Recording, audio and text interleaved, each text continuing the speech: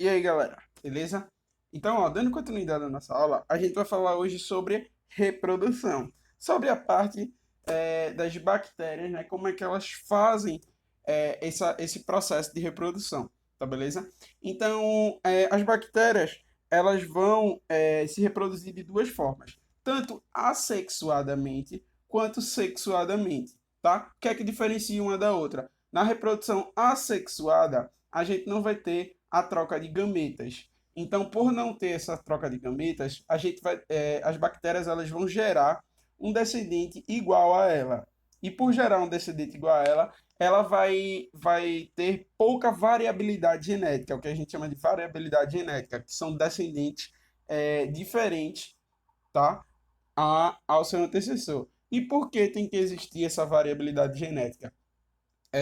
Essa variabilidade genética ela tem que existir, porque senão, se as bactérias elas sempre se reproduzirem da mesma forma, elas sempre gerarem seres iguais, elas ficam muito suscetíveis a serem extintas, a morrerem. Então, quando elas percebem que elas estão muito fracas, elas, por exemplo, né, algum antibiótico, elas vão fazer a reprodução sexuada. Elas fazem principalmente quando necessitam de uma maior resistência a antibióticos, tá beleza? Então, é mais por conta disso que elas vão fazer essa reprodução sexuada. Mas elas fazem principalmente a reprodução assexuada. E a reprodução assexuada das bactérias acontece por um processo chamado de cisparidade ou bipartição, ou até em alguns livros é chamada de divisão binária, beleza? Então a bactéria, como vocês veem aí na imagem, ela duplica o seu material genético, tá? De forma muito rápida, criando dois seres iguais, beleza? Então é basicamente isso. A gente vai ter a bactéria, ela vai duplicar o seu material genético e vai criar dois seres idênticos, beleza? Então não tem dificuldade, é uma reprodução muito, muito rápida, que acontece de forma muito rápida, tá?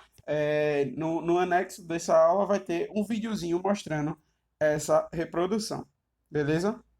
Então, ó, quando a gente vai falar de reprodução assexuada, a gente vai saber que reprodução sexuada, a gente vai estar falando de toda reprodução que tem a troca de gametas, né, que transfere fragmentos de DNA de uma célula para outra, por exemplo, tá? E a primeira que a gente vai falar é a conjugação, beleza? Então, a conjugação é uma das mais comuns a serem realizadas pelas bactérias, tá? Então, na conjugação, a gente vai ter a célula doadora, tá? E a célula receptora. A célula doadora, ela vai possuir o plasmídio. Lembra que a gente falou de plasmídio, tá? Que é esse vermelhinho aqui, tá? Então, ela vai doar o seu plasmídio através da ponte citoplasmática, essa chamada ponte de conjugação, que é a pile. Ela vai doar o seu plasmídio para a bactéria receptora, para que assim essa nova, quando ela inserir essa bactéria receptora, ela vai receber esse plasmídio e vai inserir no seu DNA, tá? E a partir disso ela vai criar resistência a antibióticos ou alterações no ambiente, tá beleza? Então, é basicamente assim que ocorre essa conjugação, essa reprodução sexuada chamada de conjugação, beleza? E aí a gente vai ter a reprodução sexuada chamada de transformação. Então a bactéria ela vai se transformar. Como assim, professor? Percebam essa imagem aí. A gente tem uma bactéria aqui, né? E essa bactéria ela morreu, tá? Quando chegou aqui ela morreu. E quando ela morreu, o seu DNA fragmentado ficou no léu. Ficou lá voando, vacilando no espaço. Passou outra bactéria que não tinha nada a ver, viu o fragmento de DNA voando e disse: vou pegar para mim. E aí ela pega e liga aquele fragmento de DNA a essa célula chamada de receptora, tá? Essa outra célula que estava passando, ela vai pegar esses fragmentos da outra célula que morreu e vai ligar, tá? Quando ela ligar esse fragmento de DNA ao seu DNA, ela vai passar por uma transformação. Por isso que o nome dessa reprodução é reprodução sexuada de transformação, beleza? Então a gente vai ter uma célula, a célula morreu, seus fragmentos ficaram no espaço, né? A outra bactéria nada a ver que vai estar passando, vai ver aquilo ali, vai pegar para ela e vai incorporar o seu DNA, criando uma nova bactéria, tá? E aí, outro processo, outra reprodução sexuada que tem é a chamada transdução, tá? E essa transdução a gente vai necessitar de um vírus, tá? A bactéria ela vai fazer essa reprodução a partir de um vírus. E aí como é que vai acontecer, tá? Ela vai ter o vírus, que é o chamado de bacteriófago, que são os vírus que infectam bactérias, beleza? Então esse vírus ele vai introduzir o material genético dele na bactéria, tá? Quando ele introduzir o material genético dele, ele vai tornar a bactéria uma escrava do vírus, tá?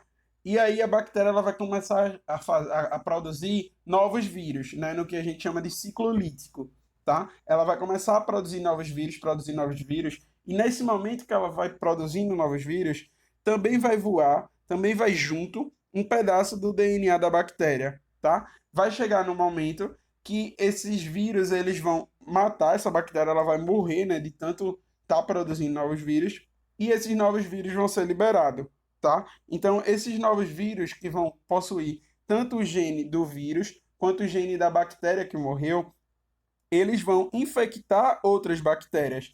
E caso essas outras bactérias sobrevivam ao ataque desse vírus, elas vão tá incorporando, elas vão incorporar o material genético que foi introduzido nela ao seu DNA, tá? Então, incorporando, ela vai gerar uma variabilidade genética.